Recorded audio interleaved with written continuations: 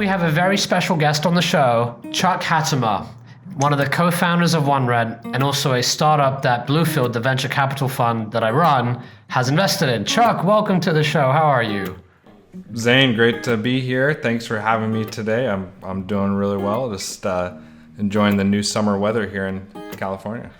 Chuck, so you guys have a very exciting story, almost like a fairy tale story of how startups are founded. Why don't you walk us through how you guys and your co-founders came up with the idea for OneRent and a bit about your backgrounds? Yeah, so myself and my two partners, Greg and Rico, we started OneRent about 6 years ago, and we were fresh out of a college housing experience that was just terrible. We had our landlords rip up our leases in front of us and say, hey, turns out you can't rent this home. Rico was living in a makeshift room out of a house that he barely got into last minute. And it was just something that was top of mind and tip of tongue for all of our peers and ourselves, where you're gonna live with, who you're living with, and what a pain just the overall process was as a student.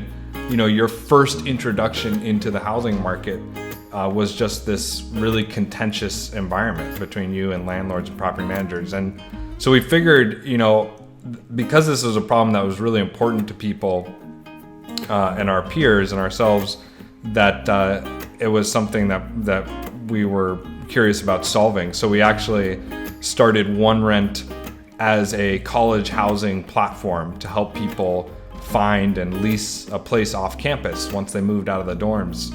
We ended up leasing about 90% of the inventory around Santa Clara University, where we started OneRent in that first year, and really saw a huge interest from other college campuses, other students around this problem of housing.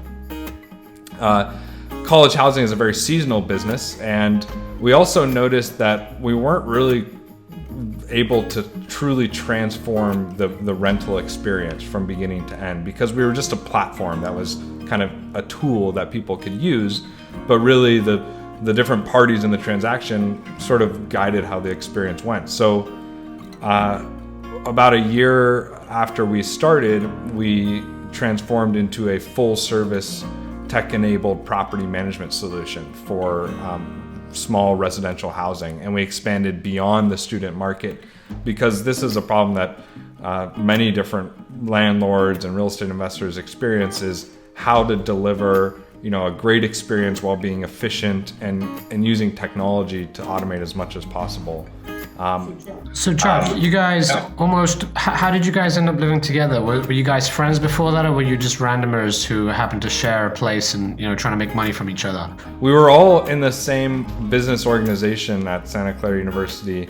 It's called AK Psi as a business sort of fraternity, co-ed fraternity that we were part of. And just through that, the three of you happened to be living together, and then you guys decided to that's one way to pick your co-founders, hey? You guys have a mutual problem, you try to solve it, and you're like, okay. So how did that conversation go? Like, when did you guys decide to turn this into a real company versus just a little side gig to make more money from your, lease? Yeah. Well, it was funny, initially the first idea for OneRent actually ended up in the waste basket as a crumpled up piece of paper in the trash. And it was something that, all of us, myself and Rico, had worked together previously on, I had a web design company and marketing agency previously. We had done some work on that. Greg was into real estate and working in real estate development in the Bay Area. And the first idea ended up in the trash because we thought, okay, this is too simple of a solution. No one's going to use this. And then you mean too simple or too obvious? Too obvious, I guess. It seemed too obvious. It's like, this is a problem everyone surely deals with. Sometimes I find that, I'll tell you what I found. I've come up with startup ideas over, the last couple of years, and I feel like this is so new. As a venture capitalist, 3 months later, I've got someone pitching me the very idea, but they're far, far further ahead. So I can imagine what it must be like and I thought my ideas were unique, and disruptive. So like student housing and figuring out how to find new tenants seems like an age-old problem. Yeah. and this was 2014. It's, Zillow had already been around, and these other sort of platforms have been around. So we figured that, they'll probably figure it out. But then it sort of hit us in the face that, wait a second, if we can actually become the operator of these rental properties and, build technology for the whole end-to-end experience, there's nothing like that was out there at the time. It's a really fragmented industry, the rental market. And so we were knocking on the doors of these property managers. We would literally show up at their offices and talk to them. And it just became obvious that actually the real solution wasn't out there. And that's when we picked the idea back up again. And, looking at yourself, looking at Greg and Rico, you guys seem like the dream team. Such different skill sets, and Rico especially is such a great engineer, and he's got such a good technical background. I'm assuming that must have played a big part in things. Oh, absolutely. One of the most valuable things that Rico was the one before us that had actually launched a few products and done some venture work.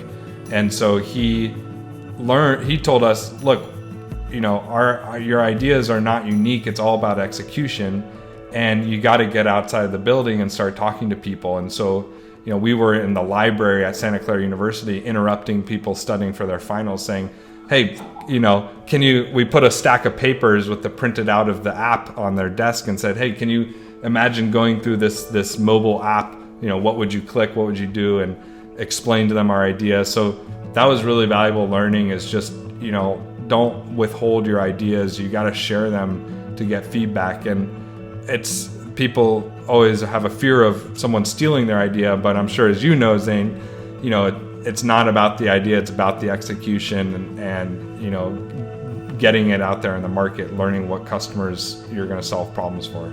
Exactly. Imagine someone who's a great developer or an architect, right?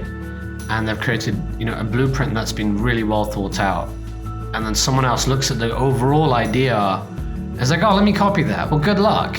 Unless you really were involved in every aspect of it, you're just going to be copying a shell, and you don't really get to the spirit of the actual idea and what's needed. So I'm a believer in being transparent and open in the industry, even announcing to people, what your big goals are.